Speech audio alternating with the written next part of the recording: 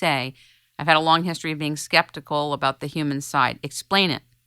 Okay. There are people that believe that human activities dominate the climate system, that quite a bit of the climate change that we see is the result of human activities, notably greenhouse gas changes. And I don't feel that that's true. I think climate variation is dominated by natural factors like sunlight, ocean conditions, and so on.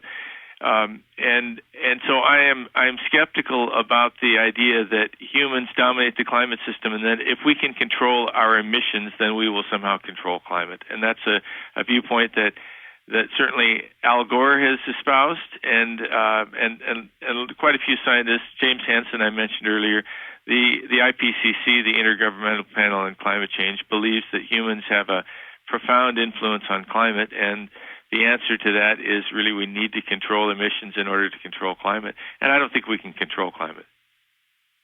But isn't that humanity's greatest failing, the desperate desire and need to control all of life? Isn't that really the anathema to discovery, prosperity, is this need to control?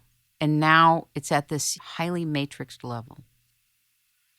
I think that's a correct statement. I think we get kind of full of ourselves and think, somehow we're bigger than we are and more important than we are, and if we just fix this, then it'll fix everything else. And then every now and then a volcano or an earthquake or a tsunami reminds us that we're pretty tiny on this rather significant planet. And on the one hand, there's a lot to be said for keeping our planet as clean as we can keep it.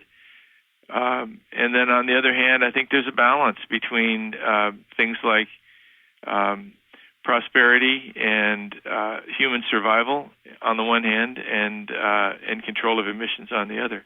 We have a finite amount of money that we can spend on environmental problems. And I'm going to put on my citizen's hat rather than the scientist hat and say I think that if I were deciding where the money would go, I would put it into clean water and vaccinations for children in third world countries and those kinds of immediate needs that I think would give us a lot more bang for the buck than trying to control carbon dioxide. In your expertise and learning as a meteorologist and climatologist, have you learned that carbon is a toxin? Do you agree with that the EPA is now declaring carbon a toxin?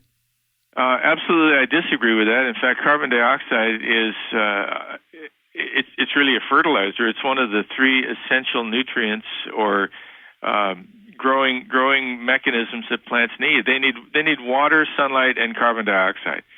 And ironically, we talk about controlling CO2, and yet increases in CO2 cause greater health to plants, greater drought tolerance, and a lot of other benefits. So in many ways, by releasing more CO2, we're releasing a aerial fertilizer into the environment. So as long as CO2 is not a significant problem in terms of climate, then releasing it should not only have a benign effect, it should actually have a beneficial effect. And so it comes down to the climate issue. And I'm convinced after studying this for a long time that changes in CO2 exert only a minor influence on climate change. How is it so many climatologists and meteorologists are aligning with the declaration that CO2 is a toxin? Why? Now, I want you to know something.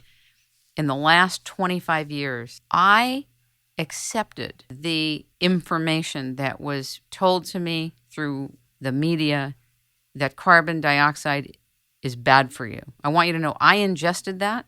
So I've always believed that because that's what I was told, quote, by the authorities. But only when I went in to do my own personal examination into this did I find out how turned upside down the truth really is. And that this is just not so. That's exactly what happened to me, Kim. I was, in the first part of my career, lived in Southern California and was an air quality meteorologist. I moved to Oregon in 1989, became the state climatologist for Oregon, and really began studying climate systematically for the first time. And I believed what a lot of people were saying, and that was that CO2 is increasing, and therefore things are going to get warmer. And they were saying it by a lot. And so I believe people who were saying that, and certainly made some public statements to that effect. I began really studying this issue in about 1993 or 94. And by 1995, I was convinced that viewpoint was wrong, and that CO2's effect was minimal and rather benign. I began to espouse that opinion in about 1996 or 97, and immediately was set upon by colleagues who attacked me openly for having that viewpoint. I began to see the incredible emotions and belief system surrounding this, and it was unlike anything I'd ever seen. It was rather shocking to hear people criticize me and make very, very personal, condemning statements about me based on my viewpoint on this one issue. It is a hot emotional issue and has been for a long time, and in fact, most environmental issues tend to be that way. It was that way with the whole issue of ozone depletion, which is another, to me, red herring. It was that way with acid rain, which was another red herring and has been proven to be that way. And I think again and again we see these issues that come up and they become very emotional, but it makes me really wonder where those belief systems come from and why they become such hot issues. I have an interesting little tidbit for you. I had written on the Huffington Post something about CO2 when I first learned that it's not a toxin. And someone had written me and said, well, if you went in an airplane and you had point blah, whatever, I don't even remember how much they said, of carbon dioxide, you would be asleep and you could die. So how would you like that all over the earth? I didn't even know how to respond to that, because I think that in order to see clearly, you have to be willing to become a student again and to keep learning. And I think that's part of the key before we all blindly believe what we're being told just because we want to believe the authorities, quote. I really think we need to do our own thinking on this. For example, the whole issue of simulations is the basis of the paradigm the IPCC uses to generate the declaration that the Earth is warming.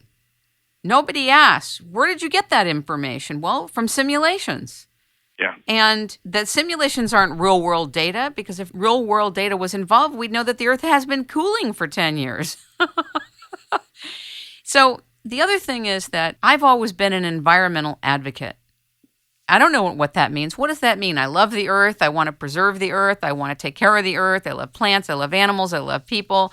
I love lakes. I love all wildlife. But unfortunately, if you're connected that way, there's now this perception and this mindset that's been created that if you're truly an environmentalist, if you're a person that cares about the environment, you are to align with the global warming declaration, quote, state of emergency, and all interest to roll up our sleeves and learn the facts of real-world data and what's been going on and the distinctions between climate and weather. That's what needs to happen. But it's not going to happen if we close our eyes and just say, well, I'm an environmentalist, so I got to believe everybody, because that's what I did. I didn't even analyze an inconvenient truth.